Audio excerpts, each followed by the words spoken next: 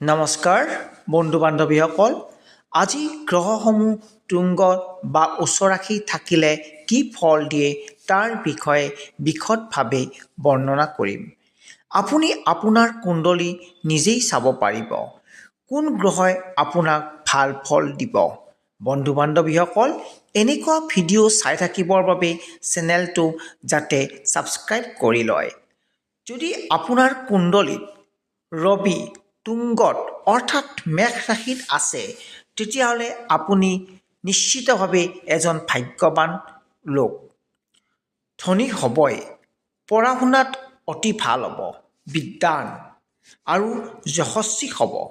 আপুনি তেজাল শক্তিশালী হ'ব আৰু সিদ্ধান্তসমূহ স্বাধীনভাৱে ল'ব পৰা হ'ব। এইবাৰ আহিছোঁ চন্দ্ৰলৈ।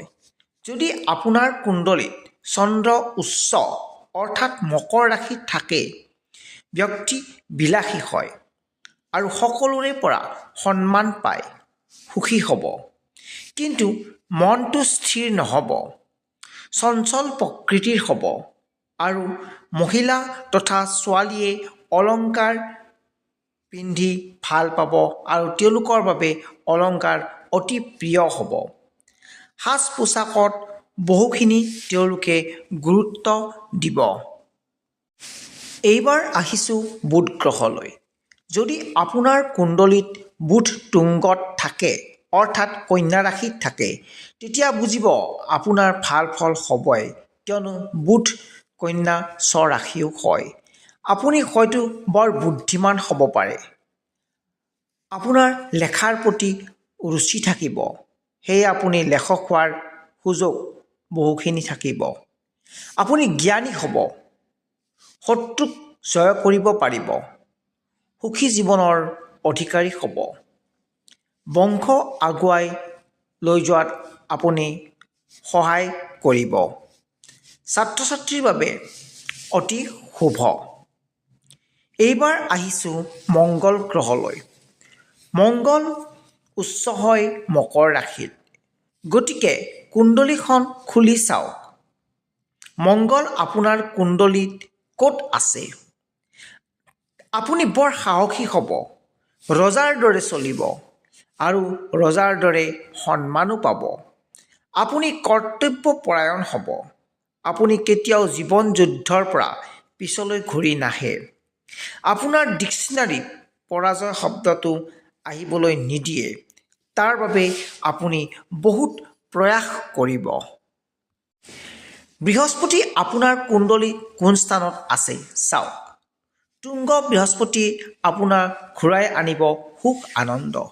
যদি আপোনাৰ কুণ্ডলীত বৃহস্পতি কৰ্কট ৰাশিত আছে, তেতিয়াহ'লে জানিব আপোনাৰ কুণ্ডলীত বৃহস্পতি তুংগত আছে। আপুনি লিডাৰশ্বিপ ল'ব যিকোনো কামতে। আপুনি সাহস হ'ব, উচ্চ শিক্ষাৰ অধিকাৰী হ'ব, হয়তো আপুনি মন্ত্ৰীও হ'ব পাৰে। কিন্তু আপুনি বৰ চতুৰ হ'ব। এই চতুৰালি স্বভাৱে আপোনাক বহুত ওপৰলৈ লৈ যাব। টকা পইচা সম্পত্তিৰ অধিকাৰী হ'ব, সেয়ে বহুত সুখী হ'ব।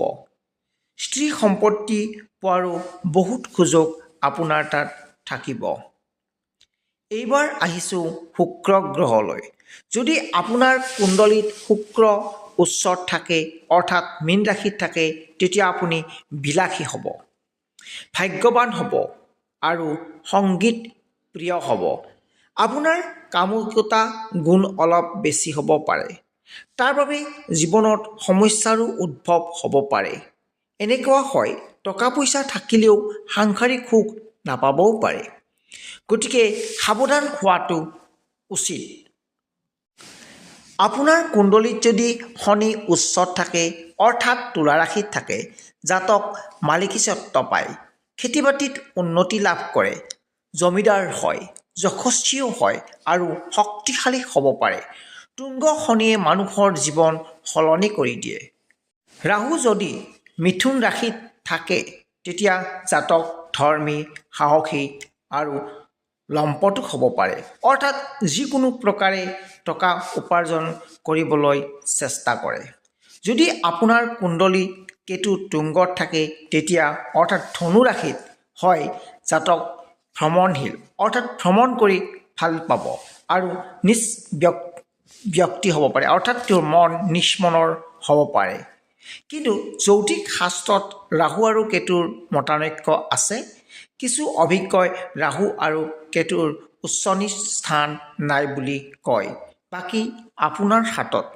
শেষত আপোনাৰ অনাগত দিনবোৰ শুভ হওক তাৰেই কামনাৰেই ওম নমঃ শিৱায়।